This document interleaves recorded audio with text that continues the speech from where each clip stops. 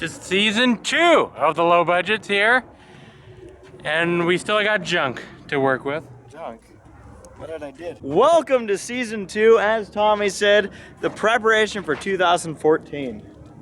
You ready for this? Yes. First, you're gonna go walk around with us as we diagnose what was done after Night of Destruction. You can see things haven't moved much quite since then, huh? And then you're gonna start seeing us prepare for 2014. Right now it is November 2013. So you get to see us take some time throughout the winter, get cars ready, and then you probably get to see us mad dash at the end of the off season to get ready for 2014 season. What did I did? You banged it up out there, man. Yeah, we did. Did a good job. You brought home a trophy. Yeah, 2 of them. 2 trophies brought home at the end of Night of Destruction. That was exciting. So, yeah, it was a fantastic Night of Destruction. We gave you the whole roundup of it. Yep. And I'm already looking forward to this year because we're hearing, Tommy, there might not be 1, but 2 Night of Destructions on the schedule. At least. So we'll find out how many there is. The schedule is not released yet, but we'll find out. And you know, we're gonna make it all the effort to get every single car that we have out there and ready for that night. So first off today, we really actually, what's funny is this is kind of an odd one for us because we don't have an event on our calendar that we're getting ready for. We just know that there's going to be events in the future.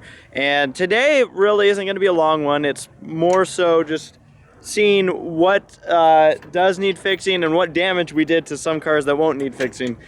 Take a look at the small cars for one last time before they go home. And by home, I mean heaven, car heaven. That's right. And yeah, and just take out some material like Tommy's doing right here. Pull out some chain, assess the damage, see what we need to fix during the off season, and folks, we're back, the low budgets. Oh boy, along for the ride again. Good luck following us. They will need it. Yeah, oh yeah. So, in-depth analysis, obviously we put this here, put some welding on. We're starting to see that the material we put it on is actually starting to pull up after a hit at one point during Night of Destruction. So that's something that we're actually going to work on reinforcing during the off season. Also, you can see, I believe this hit is when I hit the trailer at one point. It kind of folded in. That's something we'll want to keep an eye on because that fender will, while it adds front support, it'll lose all the fender well support.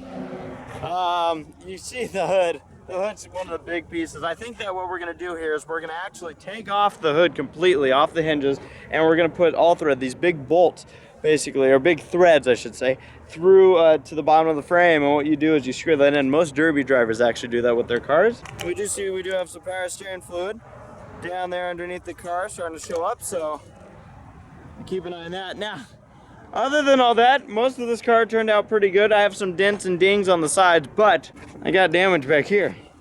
Tommy, what am I missing? You're missing your trailer hitch. Where'd it go? How am I going to be able to hold on to the trailer now? It literally peeled from here to here. Hey, Robert got me good back here.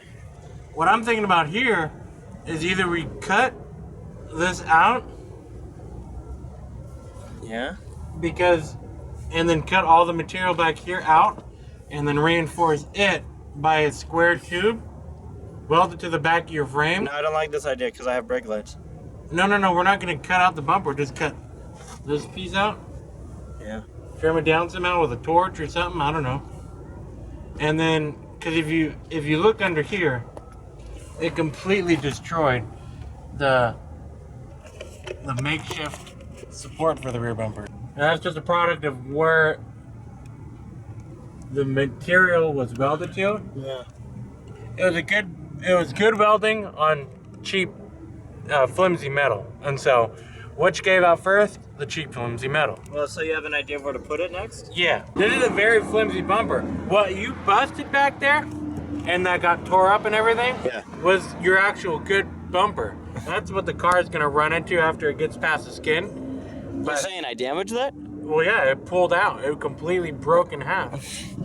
And that's just a product of the material it's used for. So it's a good thing this car didn't run in a demolition derby because not much rear bumper to it. Let's run it. So for this car, remember, We have to do the rear trailer hitch. That's the last thing to worry about.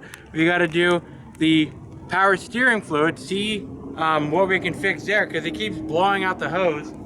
And it's not a major issue during the event. It seems like it's something that causes a mess after the event. Yeah. And then of course fix down the hood and give it more support in the front end. All right, Shayla's car. The zombie car. This car held up once again very well, except for we're gonna end up having to scrap it out purely because it's got a flat right front tire. Now, what was she thinking? Like, didn't she know that that's bad? And we're gonna have to take this car to the rig here. Yeah, this car's done. There's no way you can fix a flat right front. That's the only problem with this car. Yeah. That's it. This car. Now the sad part was this was a tube tire. Yeah, I think so. It should have been. That's a tube. So regular tires come, if you imagine like a bicycle, right? Except for car tires are just the tire onto the rim and that's it.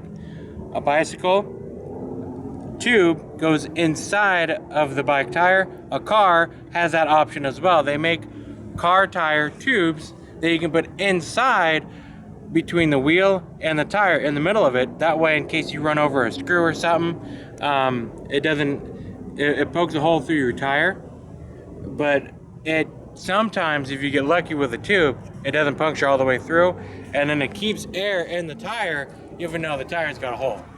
The reason why this car had tubes is because these wheels, each individual spoke wouldn't seat properly, or this dealio right here was causing the air to leak out. And so to fix that, they just put a car tube in it. So, see, same instance. Air leak, fix a tube. The tube's not going to leak, theoretically, and keep air in the tires for when you're driving it on the road. So that's why this car came with tubes, and that right front lasted the day we got this car 3 years ago. Yeah. Until last event. This is the longest running trailer car we have. It's right here. Right here. It's going to get a Christmas present, that's for sure. Yep, so like all these cars. Yeah, all these cars we're gonna go through and give them oil changes and you know, flush out the fluids. Yep, tune them up and get them ready because they are very deserving after a season for one of the cars, but for the past few seasons for most of them. You asked Shayla, the first question you asked her at the end of the trailer race was, did it sputter and was there a fuel Is issue? there a fuel issue at all? And she goes, absolutely not. The car ran like a top the entire event. We brought it back. Look at that. I did not see any fuel leak. I see one interesting addition. Look. It's got a Coors Light. Right. So. She gets a drinking problem during the event. Oh yeah, who wouldn't? This car obviously did not run. I would love to know how that ended up in there. Yeah, she hit something. She hit the beer truck.